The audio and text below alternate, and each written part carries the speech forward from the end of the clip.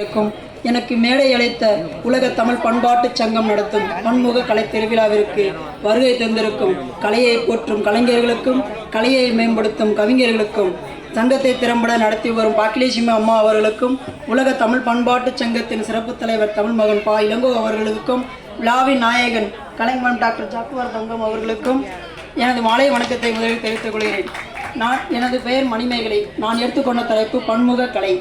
அறிவை பெருக்கும் கலைகள் 1000 அறிவோம், கலைகளை கற்று 1000 புதுமைகள் படைப்போம். எப்போதும் ஒன்றாய் இணைவோம், மக்கள் ஒற்றுமையை கலையில் பேணி காப்போம். ஓடி ஓடி உழைத்த கலைஞன் ஓய்வதும் இல்லை, எதிர்பார்ப்பதோ பணமோ இல்லை, அவள் விடாமுயற்சியின் விஸ்வரூப கலையே. கலைஞனும் எப்போதும் இயக்க வைக்கும் இன்பம். ஆயக்கலைகள் 64 ஆடும் கலையில் வீசும் ஆனந்த கண்ணன் கொள்ளை இசை வெல்லும் மக்களின் இதயத்தில். வீணையின் நாயகி வெள்ளை தாமரை வீட்டரசி சரஸ்வதி தேவி கல்வியில் கலை வாணியே. இறைவனை கலையாய் பார்ப்பது மகிழ்வு, அழகு கலையை இறைவனாய் பார்ப்பது பொழிவு. இசைக்கு அசையும் இனிய கலையென இறைவன் காட்டிய எழில்மிகு நடனம் ருத்ர தாண்டவம்.